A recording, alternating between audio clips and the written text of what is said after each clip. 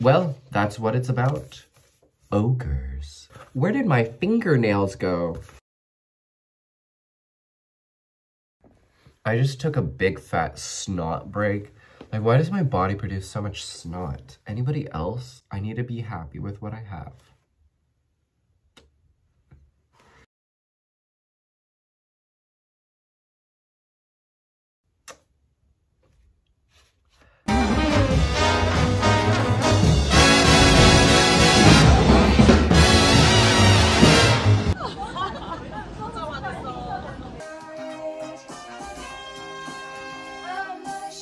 Hi, hello. Going into the city today.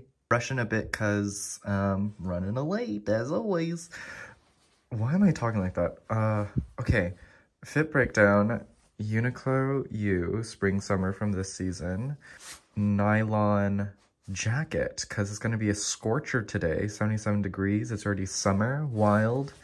Basic white tee. Woad necklace today. Why aren't you focusing? There we go. And Toni Morrison, Evangelist, Sunny's book truck cap, with these 51% jeans with the crotch holes, little holes for my crotch to breathe. But yes, do we like it? Huh? And bag of the day is of course our trusty not Uniqlo. It's actually La Mer. La Mer leather pocket bag, I think it's described as, but yes, I've been loving this bag a lot, and yeah, it's been my go-to for the weekends. Love it very much. We've got the Kindle today in the easily accessible book pocket there. Finishing up Paris Hilton's Memoir. Paris the Memoir, about 60% of the way through, so perhaps we'll finish it by today. Let's go.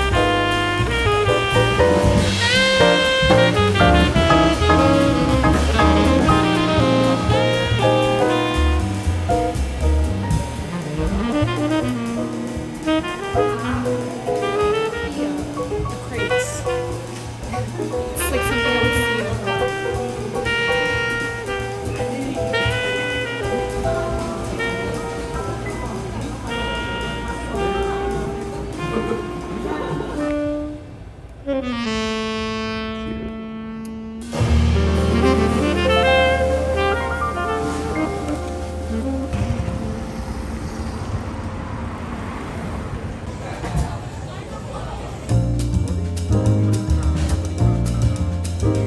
I also like ordered. It looks different.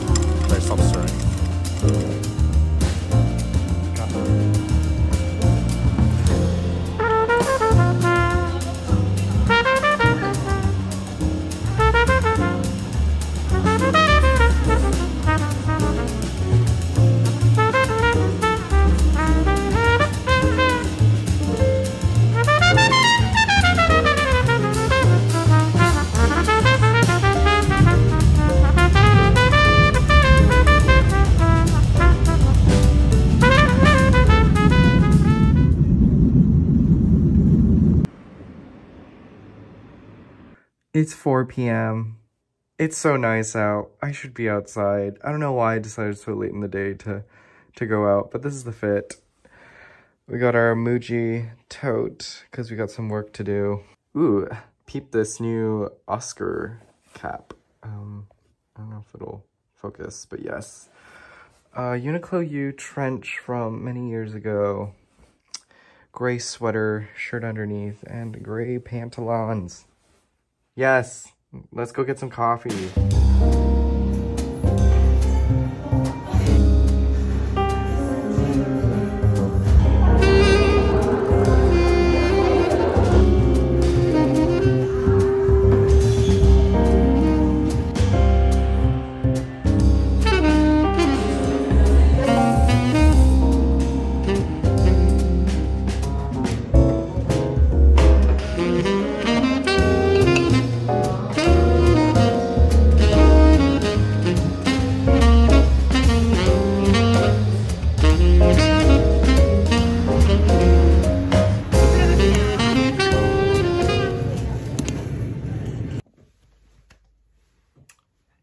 It's your boy Nate. I read books because reading is sexy, and if you're not reading, you're not sexy. I don't know if you can tell by my voice, but I'm a bit under the weather. I think it's just a cold. And yeah, just a very snot-filled day, if you will. But I've got some good book updates. First read of April. We finished Paris the Memoir by your girl, Paris Hilton. Snaps, snaps. She quotes Bjork from Dance in the Dark by Lars von Trier.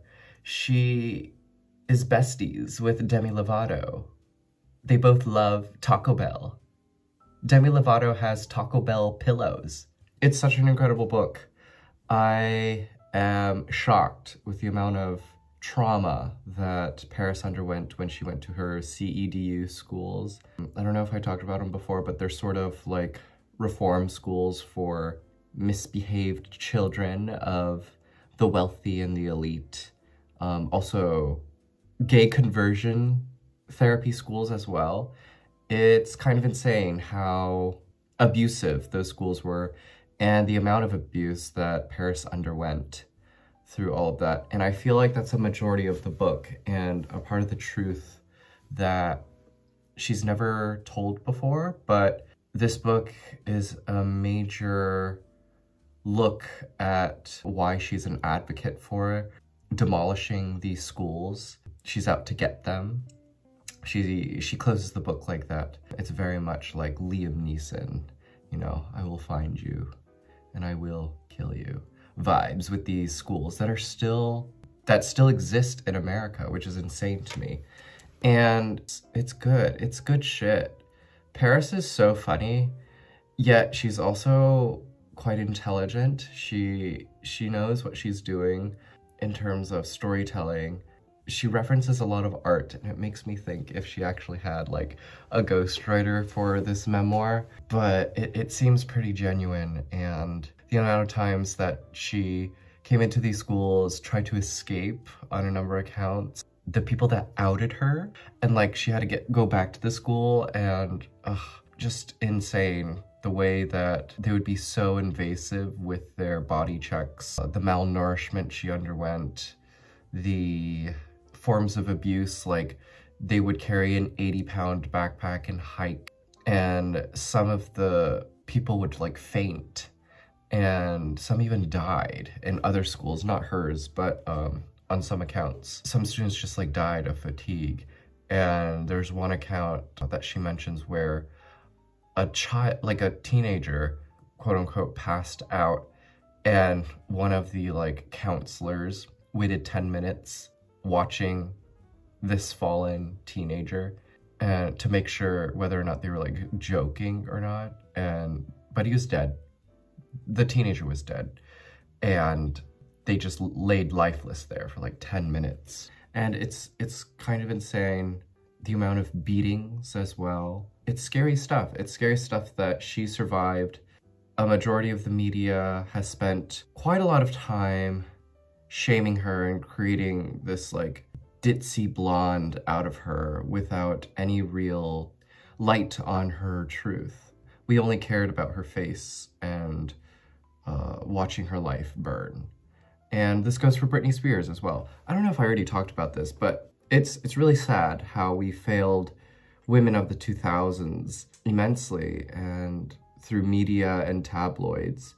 You know, Harvey Weinstein had such a major chokehold on culture, or men like Weinstein were rampant.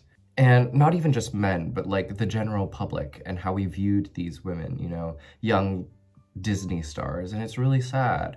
I think of Demi Lovato, Miley Cyrus, and even early Britney Spears and Paris Hilton and Lindsay Lohan. And it's such a shame. It's such a shame that the whole experience of these people felt very much like reality television. And I feel like when reality television first came onto public media, we ate up this media because we wanted to feel better about ourselves. Yet we took media from an actual person, stripped them of any sense of being, shamed them, almost like putting a witch at stake, watching them burn so that we can feel better about ourselves. And why is it that a woman's life in those early 2000s, they had to burn for our own moral superiority? I don't know, but Paris, being such the woman that she is and saw the best in everything and saw the optimism in every terrible thing that happened to her, because she was in the pursuit of taking a hold of her own identity, her own brand, if you will. And you know what? Major props to her. Like, girl boss your way through. It's insane how she was able to overcome all of that and be who she is today. It's good. It's good stuff. I'm so glad I read this. But yeah, if you're a fan of The Simple Life and you kind of want to know what was happening with Paris during that time and also before, this is a good one. This is really, really eye-opening. Pick it up. Paris, the Memoir by your girl, Paris Hilton. Sliving. Okay, and while I was sort of reading that at the end of March, because I was hoping I'd finish it before March, but I didn't. So yeah, that's my first read of April, and I'm waiting to start a buddy read with Alex from What Page Are You On? We love Alex. We miss him dearly. He should appear on the tube more often. Yes, I'm calling you out, Alex, because we love you. But we're doing Open Throat, the queer mountain lion story, which I will, I think, start today. But while I was waiting to get the, you know, the confirmation, the green light, I decided to start Games and Rituals by Katherine Heiny. a collection of short stories that play around with relationships, familial relationships, romantic relationships, and sort of the little games and rituals that we have with each other. The title story, Games and Rituals, which I'm surprised like didn't start this collection. Another story did, which was also good. But I think the title story really shows what Heiny is sort of exploring through these really funny and charming stories. The stories are all quite light in this. At first, I didn't really enjoy them, the first two stories, until I realized what Heiny was trying to achieve. And I understood the sort of lightheartedness that she was aiming for through her stories, and they remind me a lot, now that I'm enjoying them, of Nora Ephron. Just like the little jests that we have, these little quirks, these little small moments, these little things between people that has made me think a lot about like the little funny things that my friends and I do, the inside jokes, the way we talk to each other, and the way we communicate with each other. And yeah, halfway through, yeah, they're all, you know, they're all fun. They're all really fun, short stories. I'm hoping to finish it before the end of the week because I'm trying to be monogamous with my reading. Renee from So I Read This Book was telling me that she was trying to be more monogamous this year, and I'm trying to do the same because I want to dedicate like all of my attention and time to a single book, and I want to respect that relationship with the book. Yes. So, Games and Rituals, Katherine Heiny. I'll let you know my thoughts. Also, this is do you see this? Eek! Uncorrected, bound proof. Major thanks to Matthew Sharapa. Love you. Games and Rituals. I'll let you know how this is. We also got book mail. I really shouldn't have, but I don't know why I did. We have to stop buying books because I have no more space. This is a tiny Korean apartment and I literally have no more space. So this is it. There'll be a few more coming in and that's like literally it. I don't want any more books. I shouldn't. I'm gonna read what I have because I need to be happy with what I have. Unboxing, let's go. You ready for this?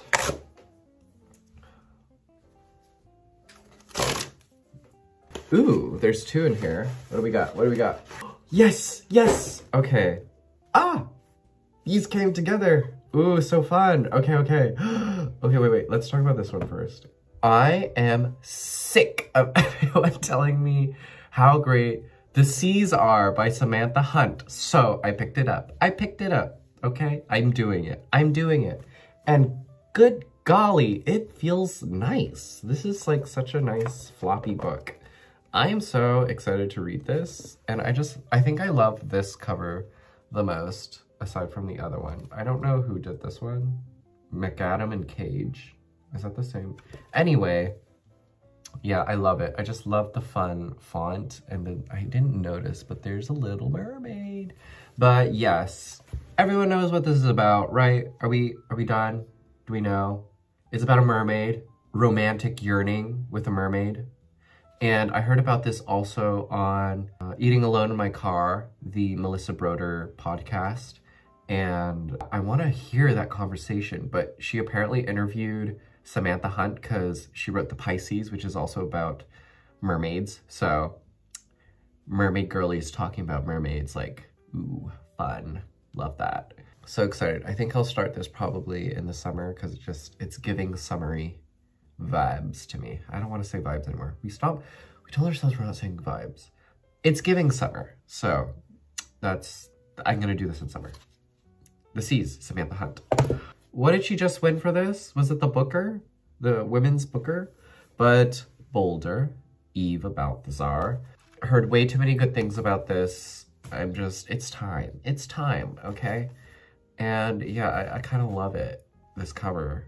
It's fun. A cook on a merchant ship comes to know and love Samantha, a woman who gives her the nickname Boulder. When Samantha gets a job in Iceland, and the couple decides to move in together. Samantha declares that she wants to have a child now that they are settled. She is already 40 and can't bear to let the opportunity pass her. Boulder is less enthused but doesn't know how to say no, and so finds herself dragged along a journey that feels as thankless to her as it is alien. Sounds great. It's a tiny read. I love that. Great. I just took a big fat snot break. Like, why does my body produce so much snot? Anybody else? Ugh. I hate being sick like this. It's awful. Do you hear that? I sound awful. Unreliable narrator cap also.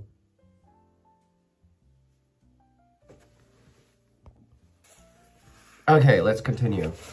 We got another one. This feels chunky. What is you? Why does that always happen? Anybody else? Okay. There's 3 in here. Ooh, okay. These are fun. I'll start with this. The Water Statues by Fleur Jaeggy. We read Fleur Jaeggy last year with, what is it? The Lesbian Catholic Girls, Sweet Days of Discipline, which is such a good fall read if anyone needs a good fall read. I'm doing a bit of research, and I was talking to Kieran from Kieran Reader. We love her. And she also read The Water Statues, where I first heard about this. And yeah, okay, features the various relatives, servants, and friends of Beeklam, a wealthy recluse who keeps statues in his villa's flooded basement, where memories shiver in uncertain light and the waters run off to the sea. Interesting. Okay. But yeah, also such a striking cover. I love this so much. But yeah, we love Fleur Jaeggy. She's a little weirdo. And I love these like tiny books that she puts out. It's kind of incredible. I want to do that. I want to do that. I just want tiny weird books for the rest of my life. The Water Statues, Fleur Jaeggy. Okay. On Not Knowing by Emily Ogden. How to Love and Other Essays. I found this on Bookstagram, and someone else mentioned it recently too. I forget who, but I thought it was striking. Yeah, I bought it just because of the cover. Is that terrible? Okay, moments of clarity are rare and fleeting. How can we become comfortable outside of them in the more general condition of uncertainty within which we make our lives? That was so hard to read. Anyway, yeah, the unknown. Being in the unknown and trying to be comfortable with it. I want to say I'm pretty okay with the unknown. I think the unknown is thrilling. I know a lot of people find fear in it, but fuck fear. Like, fuck fear. I'm there for the thrills. And I'm all about cheap thrills too.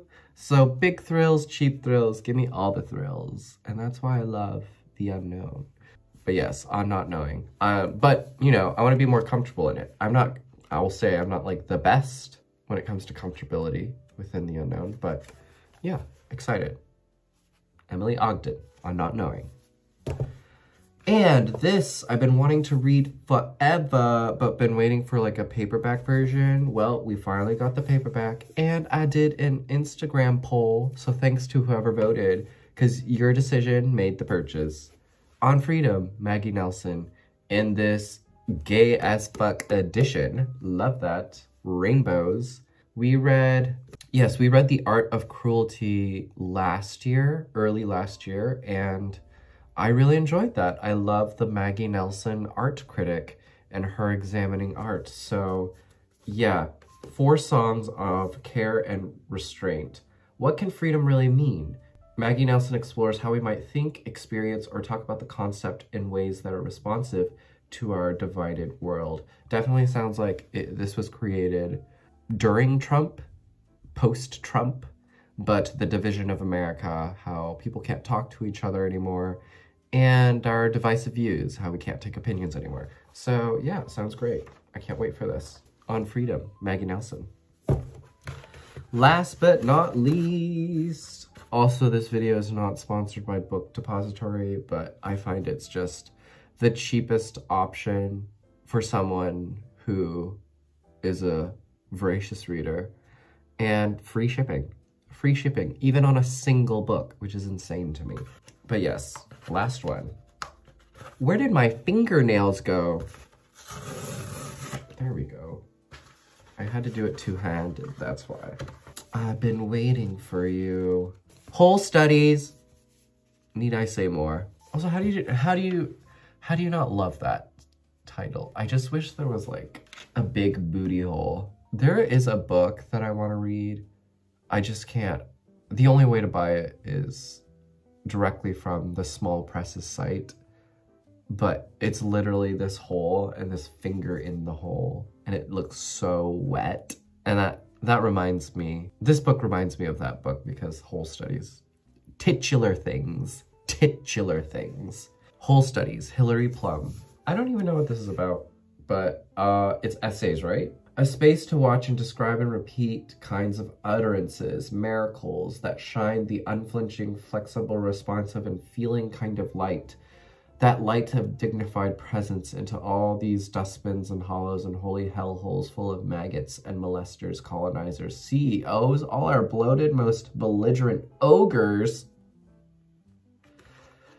Well, that's what it's about. Ogres.